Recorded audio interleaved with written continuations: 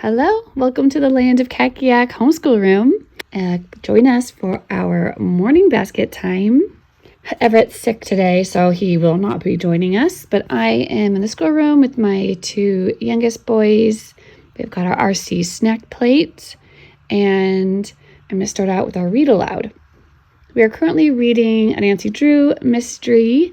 I wanted to introduce the kids to a few distinct genres through Read-Alouds. So we're starting with my favorite genre, mysteries. So we just settle in, we get cozy, the fireplace is on, and the kids are snacking on their snack plate. And I'm just, every once in a while, you stop, you ask them, especially with like new words that come up. Do you guys know what this means? Like, where does this come from? So we have such nice little book conversations during read aloud time. So I read one chapter at a time, and then I pick a comprehension check-in question from my comprehension bookmarks. And I'll link everything you see today. I'll link it in the description box for you. But we talked about setting today. There's actually 2 distinct settings in this chapter. So we have talked about that. When we started the book, we did a little bit of sleuthing on our own to kind of figure out what time and period this story took place. And the next thing I do have to read aloud is these Mad Libs. It's just a good way to warm them up to grammar and language arts stuff. And they love doing them. So I'll ask, William and like Everett, we'll just take turns going around which boy I ask for a word to fill in. And I can ask the older boy specifically like noun, adjective, verb, right? But like Bo, he's only 5, so I'll give him clues like give me a color, give me a thing, stuff like that. And I just fill it in so they don't know how the story's going to turn out. So they try to come up with the most ridiculous words that they can think of. So to make the stories pretty funny when you end up reading it back to them. And it really does, when you read these out loud, you do get these wild pictures in your mind from these stories. Okay, next is Bible. And we are doing the Bible recap for kids.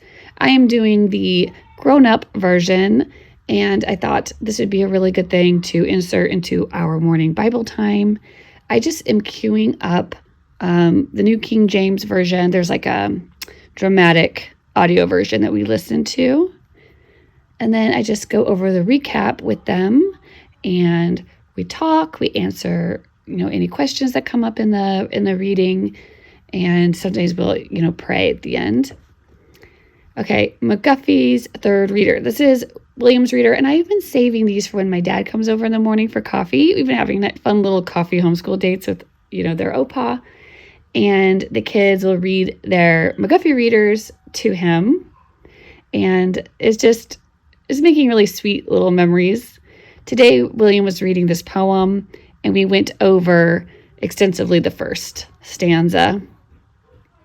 Okay, now it's time for Bo to read from the primer.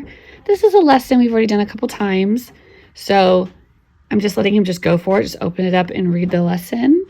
And it was really sweet to see my dad really take an interest in him, sounding things out and telling him good job.